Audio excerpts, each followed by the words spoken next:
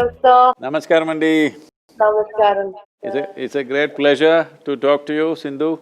Same here. You're the pride of the nation in many ways. And Telugu వాళ్ళు కదా, తెలుగు బిడ్డ వేరే మీరు. Big pride for us. నాకు మాతృభాష తెలుగండి. Oh, అవునా సార్. యాక్చువల్లీ నేను అడగదాం అనుకున్నాను సార్, మీకు తెలుగు వచ్చా మాట్లాడతారా అని, but really talking in Telugu is definitely a great thing. చాలా అలవాటు లేకపోయింది అంటే మాతృభాష Telugu.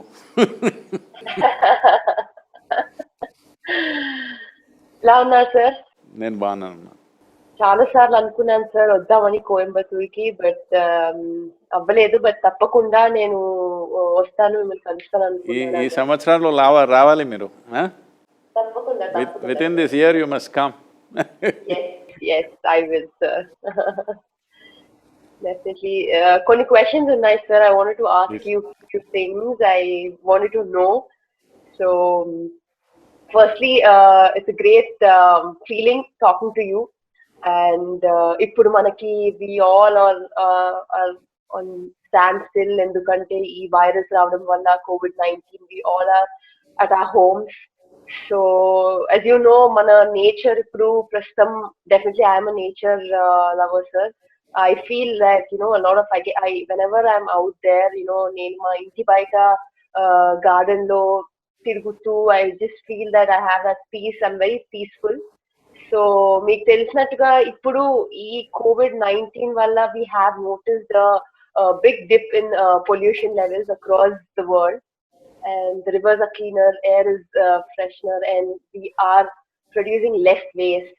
So please sustain this momentum and motivate people to care for the environment, sir. I just wanted to know. So if you're a nature lover, you must come to Isha Yoga Center because our backyard is 10,000 square miles of rainforest. Oh, definitely. It's absolutely spectacular and beautiful out here.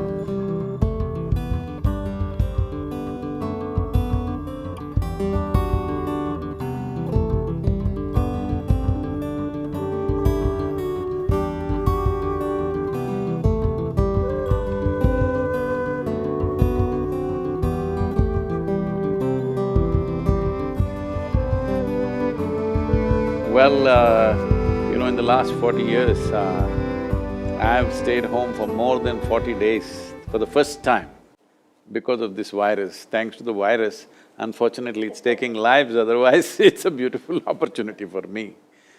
So, talking about less pollution, all this definitely has happened. So this is something I've been addressing for over 25 years continuously. You must have heard of Rally for Rivers and Kaveri Calling projects and things like that. My engagement with nature has always been very profound. I am not an environmentalist or I am a scientist or something. I am like a worm in the soil. I know as much about the soil and river as a worm knows. But I think a worm generally knows more than the PhDs know about it, because external knowledge and intrinsic feeling and experience of what it is very different. It's like, suppose I have done a PhD on badminton, will I know what you know? I will not know because you are you are in it, that's very different. So that's been my experience, and it's a welcome thing that a whole lot of people are talking about how air is cleaner, water is purer. See, if we say… if we have to go by the definition of what is life, right now, if somebody asks you, how is your life, maybe you think of your medals this year, somebody thinks of the money they're making, somebody thinks about their wealth, their relationships or something like this. But essentially life means within ourselves, because this body is made of 5 fundamental elements of water, soil, fire, air and space. Life essentially means how wonderful is these 5 elements within you. Right now we are talking about 5 elements around us. But if 5 elements around us are not in a very good condition, they will not be in good condition here either, that we know that. So now people are experiencing, even in Delhi, you cannot see the air anymore. Delhi was one place where you could see the air that you breathe.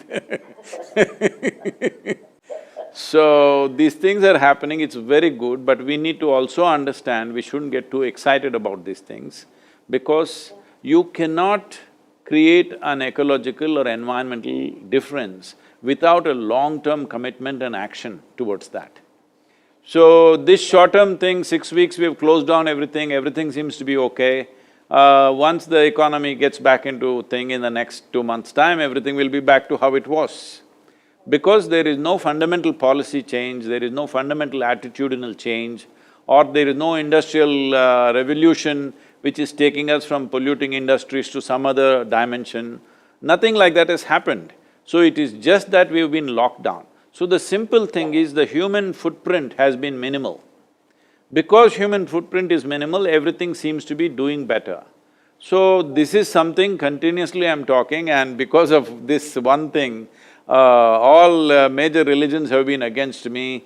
The Hindus are against me, Muslims are against me, Christians are against me because I've been saying without reducing human population, there is no way out of this situation.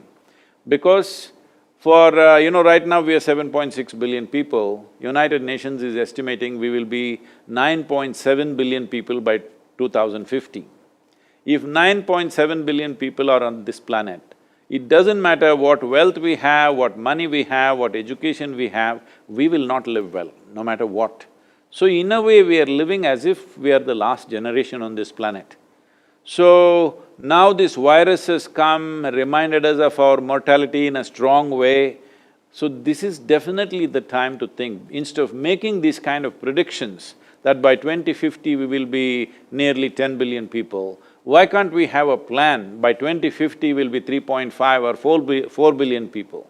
If you do not reduce the human footprint, no matter what technology comes, what decisions we make, nothing is going to work because it's a human footprint, essentially. So, because we need to understand, in 1947 when we got our independence, we were only 33 crore people in this country. And average life expectancy of an Indian was 28 years of age. That means I must be dead by now, only you can be alive. Fortunately, now we have moved this to some 73 or 74 years of age, which is a very wonderful achievement for the nation. But when we push the death, when we postpone the death, we must also postpone the birth, isn't it? We have done it in a minimal way, but we have not done it significantly enough to make the difference. If we don't do that one thing, we can go on talking about it, but disaster will continue. Because the level of ecological disaster, most people are not conscious of, they're only thinking pure air in the city. That's not what it is. From 1970 to now, in the last 50 years, nearly 70% of the vertebrate population has come down, animal population. Yeah. So, similarly, insect population, bird population, everything is going down. We need to understand our life is not independent of all these lives. Only when all these lives are functioning well, our life also will happen well. So, this little break, if people are enjoying pure air and pure water and things like that, if they value that, we must change our concept of how are you doing means if you say I'm well, it means all the elements in me are doing well, all the elements around me are doing well, I'm feeling wonderful. This is what it means, not the money in my bank.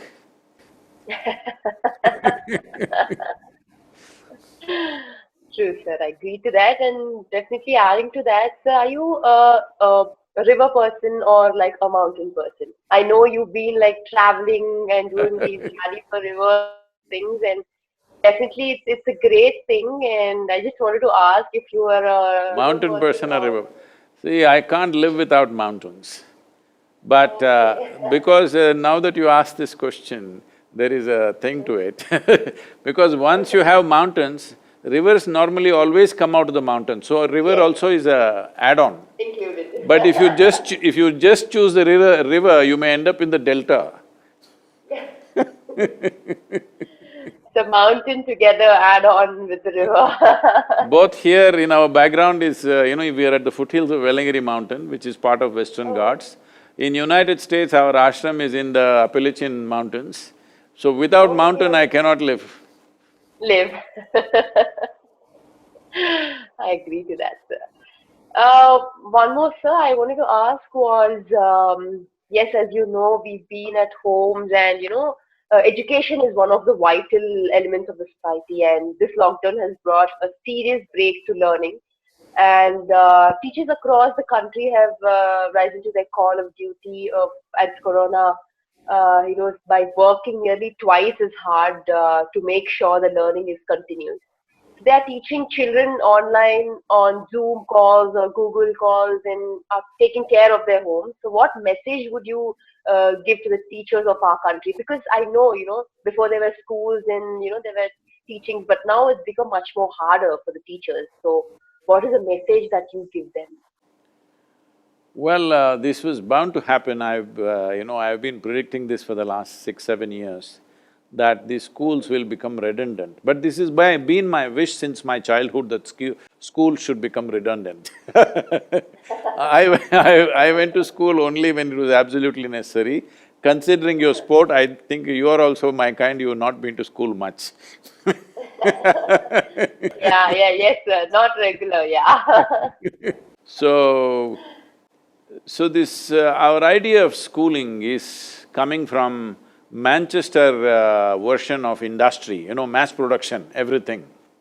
So this is a English version which we took on. They are changing their education, but we are not changing ours in India. So it's important that this changes because there is something… This is a information age where information is available everywhere. It is not like you have to read a textbook, it's all over the place, whatever you want to know. So, when information is so widely available, right now the whole schooling system is just delivering information to the students, which is redundant. Once artificial intelligence comes, schools will become completely, absolutely redundant. I think virus is only hastening this process. It is not necessary that we have to come together to learn information.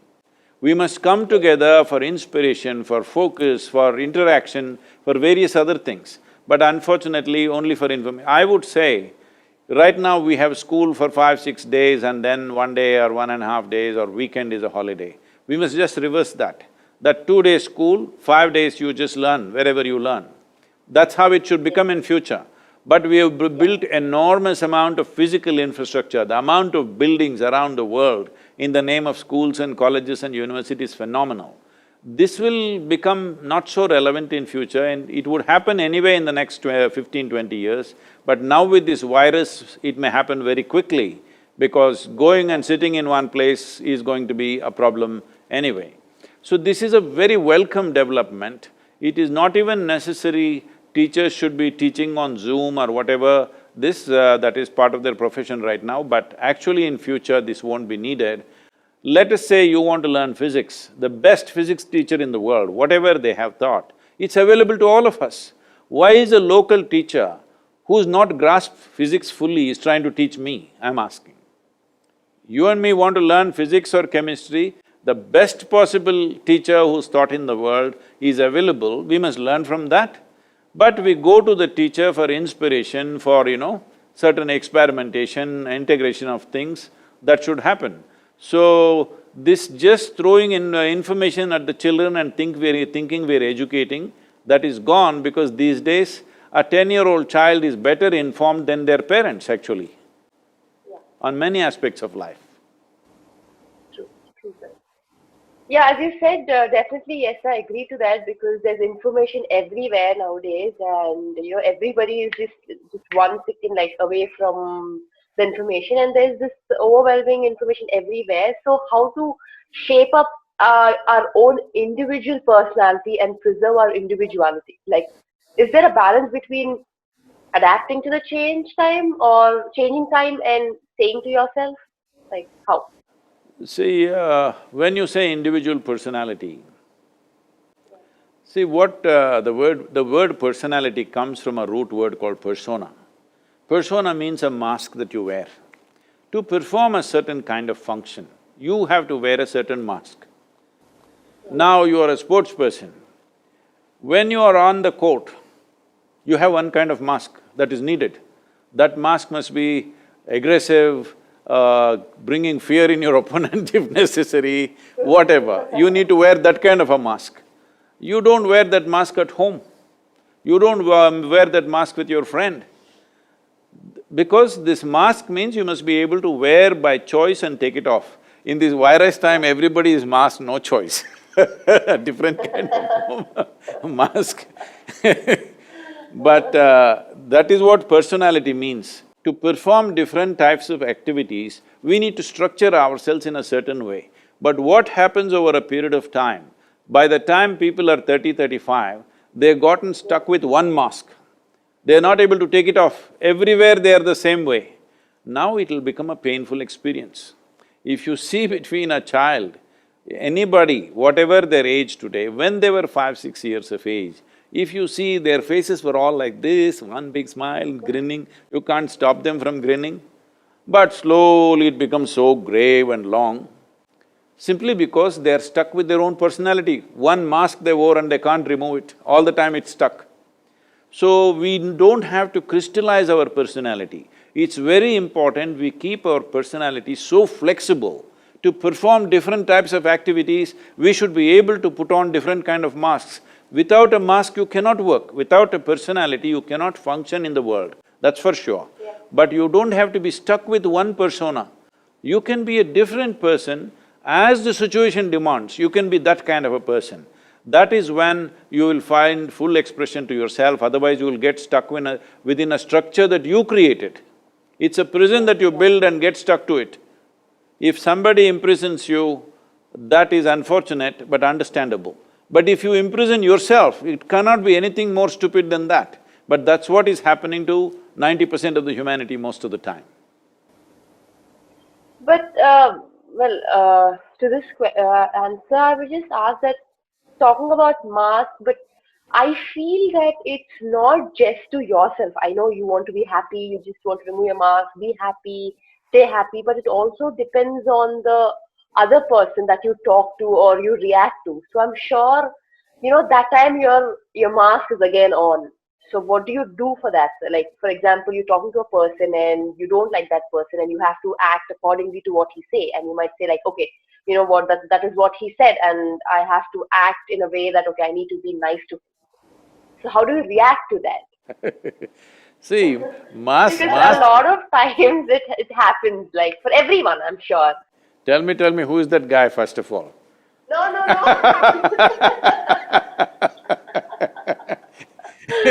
No, This sir, is going to be… this is going to be news in the country, huh? No. I meant to say, like, with a lot of people, like, when you're talking to a friend, sometimes, you might be angry at them, sometimes you might not like what they do. Like, for example, your best friend is doing something and, you might not like it, but then you're like, it's okay, never mind. You can't say it on their face saying that, I didn't like it, don't do that. They might get offended, is what I'm saying. I'm usually saying it on their face most of the time Because I have faced a few times, like, when you talking to your friends or other people, you might feel that they're wrong, but you hesitate to tell them. I sometimes can't tell, or there are a lot of people who can't tell on their faces. See, Sindhu, the thing is, it is not about people being right and wrong. It is just that every human being is acting and living and understanding life according to their understanding and their intelligence. Not everybody can perceive life and understand life to the same extent. If you see, people are the way they are because of the limitations that are there, you would strive to see how to help them to break their limitations rather than making a judgment, they are right, wrong, good, bad, all these things.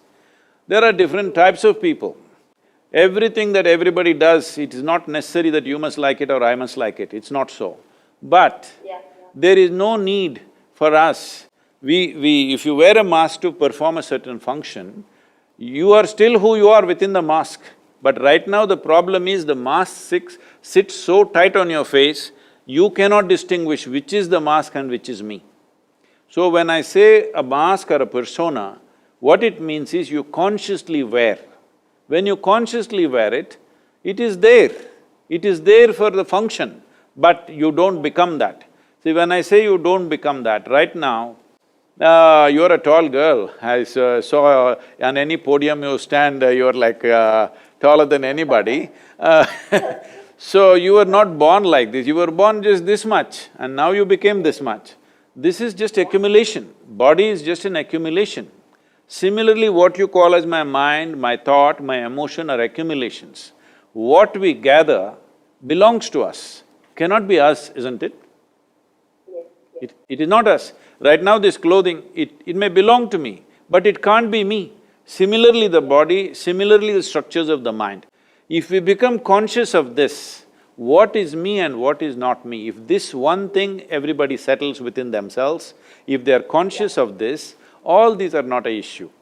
We will use this body, we will use this mind to the best of its capabilities and that's all. Especially for you as a sports person, using your body and mind to the best of its capabilities, all that matters in the end. So right now, you yourself would have noticed, as every human being would have noticed in their day-to-day activity, because you're a sports person, I'm saying for you, because the consequence of you not functioning at your best is immediately right there. For others, if they don't do something well today, it may take 2 years before the results come to them. For you, it is immediate. There's a bad shot right there if you don't function well at that moment. So because of that, it is far more easier for you to notice this, that how many times in your life, your own thought, your own emotion, your own ideas and opinions become a barrier to your function. So, in the world, there are many challenges. Right now, we are in a very challenging time, all right? But you yourself, your own faculties, your own thought, your own emotion, your own functioning of your body should not become an impediment in your life. That is the most important thing every human being should do. What the world will allow us to do or not, we don't know. It depends on the times we are in. See, today, because you're in 21st century, you're wielding a racket, but probably if you were here 1,000 years ago, you would be wielding a sword or something else, you know. I'm saying it is the times which is allowing us to do what we are doing.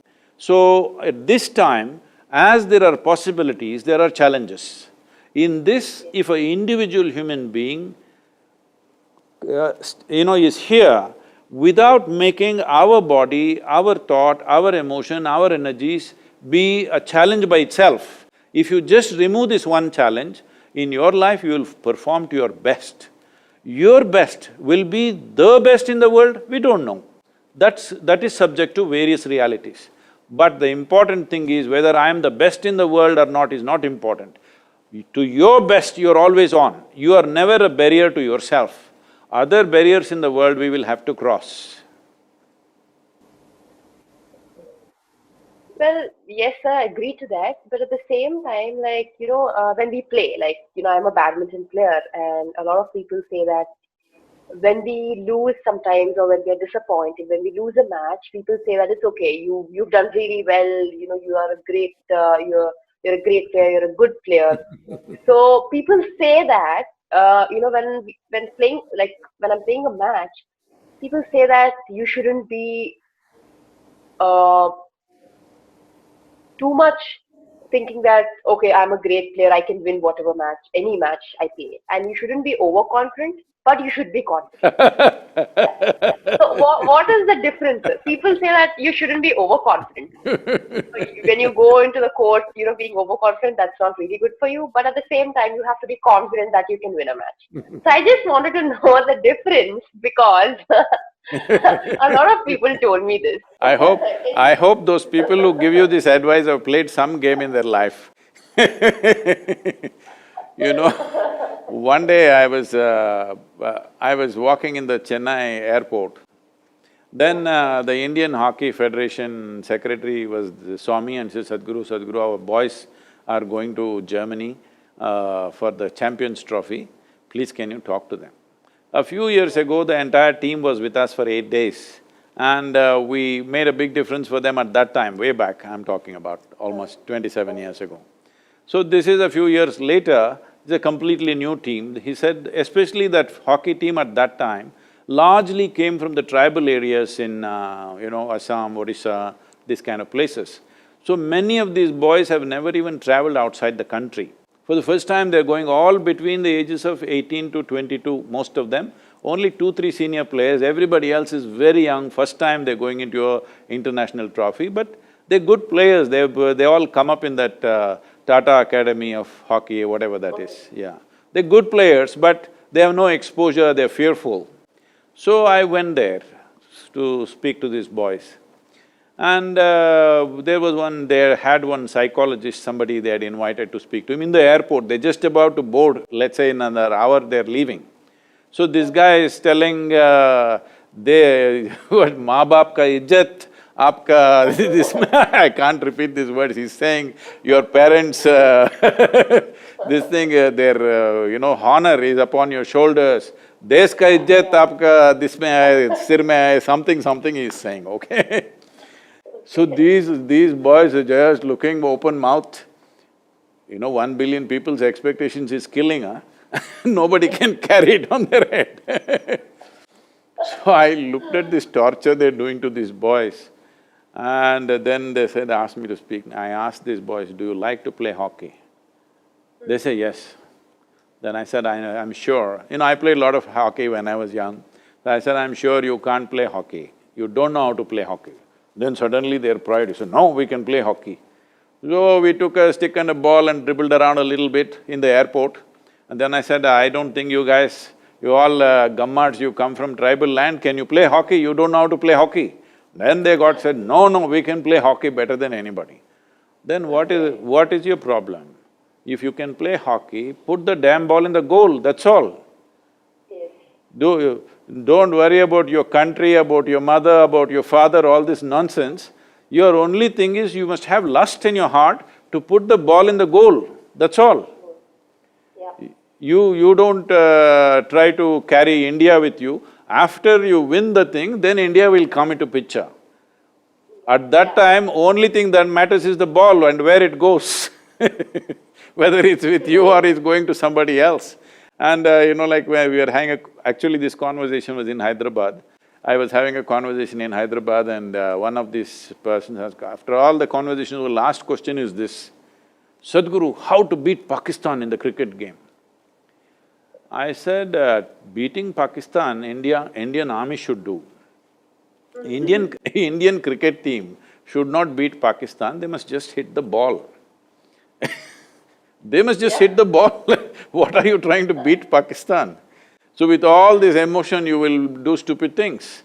Right now, this is a thing that I'm seeing that, all the sports people have become like this.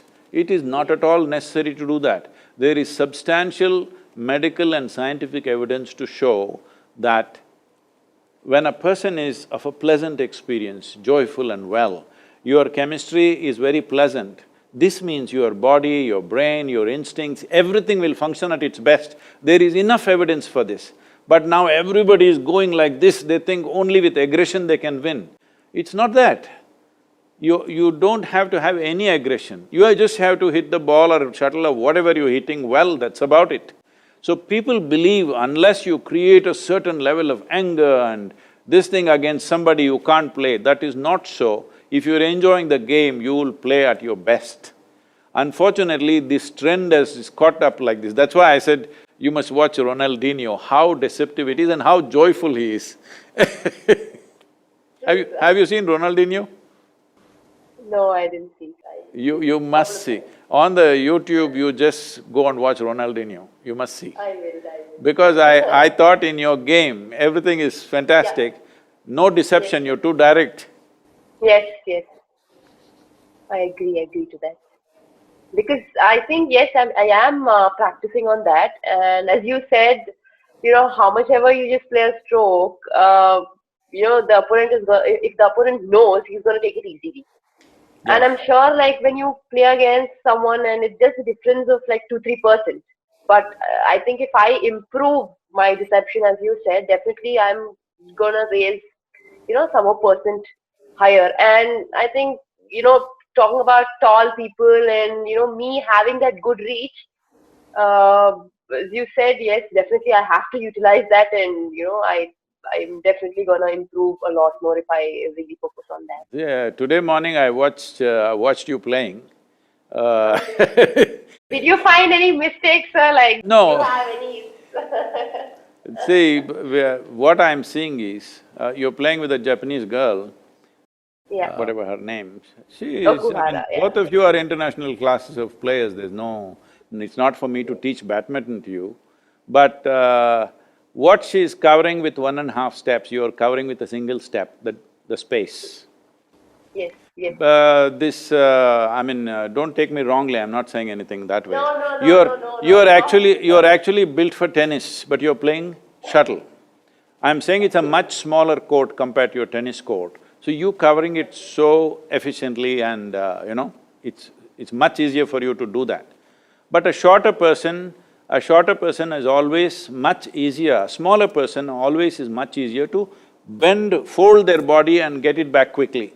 A taller person always has little more difficulty in folding the body and unfolding the body. So always it is important that you don't waste those, those folding the body kind of shots for your opponent when the person is short, because they will easily take it. In your mind, because you're a tall person, it's so difficult for you to go down and take it. You give them those shots, they will take it because they're so small and they're effortlessly going there. Apart from this, see, there are 5 elements in our body: water, air, fire, earth and space. This is called Akash. There is a certain dimension of energy in the human body, the way it functions. The dynamics of yoga is related to these 5 elements, it's called Bhuta Shuddhi. That is, if you cleanse these 5 elements in a certain way, your body will function at its best. That includes… when I say body, in yoga there is no mind and body separately. Mind is also a mental body, everything is body, that's how it is seen. There are certain simple ways that you can enhance the dimension of Akash in you, where if you do this, your ability to perceive will be such, if you can read the opponent 1 second ahead of their own intent, suddenly you will have a huge advantage over them. You must do that, there is simple things. I can either send someone to you, so you can learn, but if you can come here for 3 to 4 days, we can do a good job on the whole thing, because I feel just that one thing. See, you are able to play better than them on many… when I watched a particular match which you won, that is the world championships or whatever, in a very dominant way, what I saw was that girl has to take nearly 2 steps to match your 1 step. So you're clearly using that advantage. But there is no deception and your ability to read that girl is simply logical, it is not intuitive. If an intuitive reading comes into the thing that you know what she's going to do before she does it, you will be definitely a few percentage points ahead. These things are not just natural and accidental, we can also cultivate them. See, every human being has this. I'm sure as a sports person at that level, you have some intuitive way of looking at things, but it can be cultivated. As you have cultivated your body and your skill of playing the game, you can also cultivate your intuitive nature so that you're able to see what's going to come now. Just 1 second advantage if you have, nobody will be a match. I'm particularly concerned because the shelf life of a professional athlete is so small, you must exploit it fully when you are there. Yes, yes. I agree to that, sir, completely, because I think, as you said, deception and knowing, 1 second ahead of your opponent, I think that will definitely make a huge difference in my game. And as you said, I will definitely come visit. And I will only come and with my family and stay there for a couple of days, and I'm definitely gonna enjoy it, because I was thinking for a very long time that I would come to Coimbatore, but after this lockdown or whatever, I'm definitely gonna come there. So I'm sure I will enjoy it, because as you said, rivers, mountains, and a lot of nature. I think it's gonna be great. So as you know, I've been traveling all around the world, and I've gained a lot of knowledge from a lot of people, and I've been seeing everywhere around the country, a lot of things happening. But I think, I've mostly I see there's been a lot of difference in the people on how they greet each other. Like a lot of importance has been giving, like to the physical appearance these days. Like, for example, on their appearance, on their wealth, or like, for example, once my cousin returned back from abroad, and then people, instead of his friend, instead of asking how you were, he's just like, oh, you became so fat. I mean, the physical appearance, like, how do you deal with these things? Like, nowadays it's become a lot more. No, no, what is your weight is just as good a question as how are you?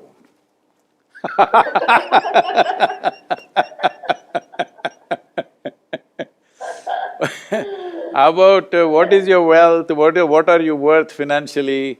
Well, you're in Hyderabad, huh? That doesn't happen everywhere, but Hyderabad. Which car are you using? Like, a lot of things, not one or two.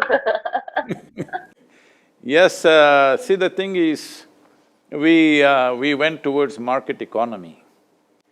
Market economy is fine because other financial arrangements that we tried to do in the world didn't really succeed for whatever reasons.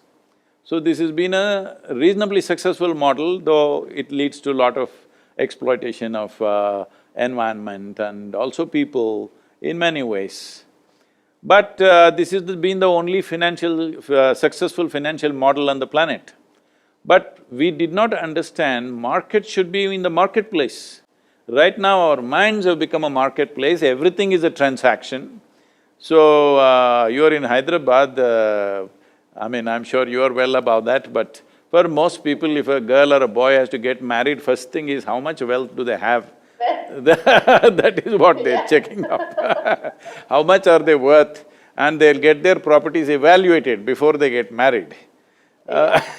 So, it's very, very unfortunate that's come because market has entered our mind. Market should be a successful market. Market should be successful if all of us have to live well. But our minds and hearts need not become a transaction. Transactions are for our external well-being, we have to do transactions and we must do it well, of course. But everything in our life need not be a transaction. Unfortunately, right now, every human relationship has become a transaction. Whatever you do, it is all about what will I get, what will you get. So the entire spiritual movement and the process here is, or anywhere is, what a spiritual movement or what a spiritual process means is, you first get rid of one question in your head. Whatever you're doing, one question, what about me? You eliminate this one question, 90% of your spiritual work is done. The remaining part is very easy. Yes. You never think in terms of what about me. When you're playing a game, you don't think of the medal or the cup or the fame and fame. All you want to do is you want to do this well, that's all. There is no what about you, you just want to play well. If everybody gets that in every aspect of their life, that what you're doing, you do to your best, there is nothing more, there is no greater joy than the world allowing you to do what you love to do. What should you get out of it? You don't have to get anything out of it. You're doing what you care to do and the world is allowing you to do it. That's the best thing that can happen in human life. True, sir. I agree to that. I think definitely I'm sure, sir, I just wanted to ask you that, like, for one question you have like 10 answers and very different, and I don't know how spontaneous you are, you're just like very quick, and a lot of people are very shy, they hesitate to say sometimes, and they're very shy, they just keep it to themselves. So how do you overcome shyness? Shy, I'm not a young girl like you. No, I mean a lot of people. Not I'm not asking you, sir. I'm just saying that you're very spontaneous, and people out there hesitate to, say a few times, or they're shy. I mean, initially, before when I was really young, I was really very shy. So how do you overcome? Not do you, but how do people overcome? Is what I meant. So, see, people… This is what I said, people making their own thought and emotion a big impediment. See, human beings are the only creatures on this planet who are referred to as beings, isn't it? We don't say an elephant being, ant being, tiger being, no, only human is a being. This means we are supposed to know how to be. How to be means, right now you're here, you're supposed to know how to be. It doesn't matter what I say, it doesn't matter what you say, I should know how to be. If you knew how to be, would you be blissful or miserable? Huh? Blissful, obviously. Of course the choice is that. So whatever the external situation is, whether you're winning, losing, you're a champion, you're not a champion, you're rich, you're poor, if you knew how to be, you would be blissful, isn't it? Because human experience is generated from within. So if you're blissful, your body will function at its best, your brains will function at its best, and this is all you can do in your life. That your body, your brain, everything within you is functioning at its best. From this, depending upon the times in which we exist, as I said earlier, if you were here 1,000 years ago, maybe you would be a Kakatiya warrior, I don't know. Did the Kakatiya women fight, huh? I think they did. So now 21st century, no sword, so you're wielding a racket. So this racket, sword is a consequence of times that we exist in. But the important thing is, are you doing your best? When can you do your best? How can you do your best when you're miserable? Is it possible? So you can call it being shy, you can say I am tense, or I am agitated, or I am anxious, I am this, I am that, these are all different words. Essentially what this means is, your intelligence turns against you for some reason. When your intelligence turns against you, no gods in the world are going to help you, that's for sure. It is very important, everything that you got, if it functions for you, in spite of that there are challenges in the world, isn't it? You are a sports person, there are crucial moments when you know even if you play to your best, something doesn't work. Hello? Any number of times, isn't it?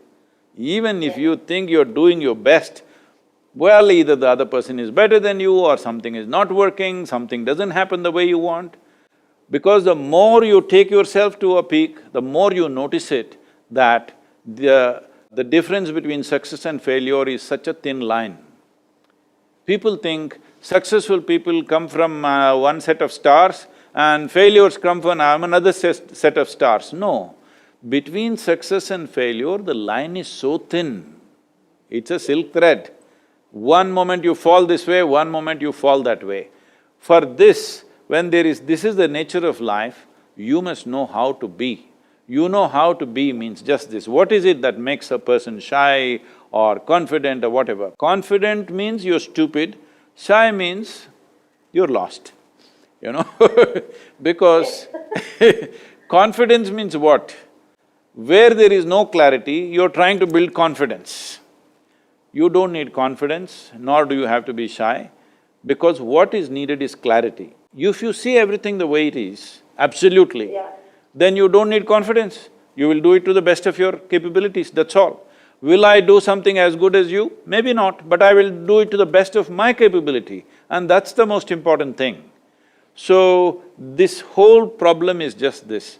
Two very significant faculties that human beings have is, we have a very vivid sense of memory. It is because of this, in our lives, learning is more important than just growing up big in the body. If we were just elephants or bulls or buffaloes or whatever, growing full in the body was the only important thing. We also have to grow, but in our life, learning has become more important. Why? Because we have such a significant sense of memory. Our lives are rich compared to any other creature because of this vivid sense of memory. Now this vivid sense of memory translates into a very fantastic sense of imagination, naturally. If you didn't have memory, you wouldn't have imagination either. Right now, these are the two things, these two fantastic faculties are the two things that human beings are suffering. What are they suffering? What happened 10 years ago, they're still suffering. What may happen day after tomorrow, they're already suffering. They are not suffering life, they are suffering memory and imagination, isn't it? So this is why it is very, very important that you take charge of your faculties. Why like when everybody is talking about God and this and that, I'm talking about religion to responsibility. talking about engineering yourself into the highest possibility, because this is the whole thing, that most human beings are an impediment by themselves. Forget about external challenges, they themselves are a challenge. I am shy, I am confident, I am angry, I am miserable, I am resentful means you are a challenge by yourself, you don't need any outside help. To be miserable, most people are in self-help, they don't need any outside help. You just leave them in one… see, right now this lockdown time, just being at home they're suffering all kinds of things. I was in conversation with some police officers, some IPS officers, and they are saying the domestic violence has gone up in a big way. In Chennai, domestic violence has gone up in a big way. What is this nonsense? All these days you were crying that, you don't get enough time with your family, too much work, this, that. Now when you have time with your family, you're beating each other. Yes, sir, I think you're right, definitely yes. Well, there comes the superstition, obviously, when you said that, you might… between winning and losing, there's just this thin line. Sometimes you might play brilliantly, you just lose, and the opponent might play extraordinary. And I think… do you believe in superstition, sir? Do you believe in luck? I believe in… I always make sure I'm lucky. Okay, okay. You should also make sure, for your sake, for the country's sake, and for all our sake. We are all your fans, so you must make sure you're lucky. Don't wait to be lucky. I will teach you how to move the stars a little bit. Yeah, please, sir, please. I'll ask them to send you a link of In Engineering online, please do that, it's 7 powerful sessions. You do that, you will understand how to move the stars. Definitely. Thank you, So, Sindhu. sir, one last question. A lot of people, when they start this, new project, or when they want to start their new work, they think that, okay, this is a good day, or you shouldn't start your work on Tuesdays, or Saturdays are not good, you start on Wednesday or Thursday. So, how do we know that? People say that, okay, this day is good, this day is not good, we have to start this particular thing on particular day. So what do you have to say about it? See, these are all people who do good things once in a way. If you're doing it every day then every day is a good day. See, most… So I take it as every day is a good day. No, whole lot of people are successful by chance. Yeah. Not by their own competence, just by chance. Because their father was influential, they're successful, because they had a bag of money, they're successful, because of something else, they're successful. If you are successful because of your competence, you wouldn't look at all this. Because you're successful by chance, there is so much fear about failure all the time. So, if you're a good player, okay, you lost a match, so what the hell, next match you will win, all right? But if you're winning only because of the influence of stars, of course it'll create a big paranoia within you. I'm saying within any human being. This is what they're doing. Instead of enhancing themselves, they are looking at the stars. I want to inform them, all those who are looking at the stars, many of the stars that we actually see in the night actually does not exist. You know that, Sindhu? Yeah. No, sir, I don't know. They died long time ago because it takes many light years for the light to come. The light is still coming, but the star doesn't exist. So, a star that does not exist is deciding your future. All the best for such people.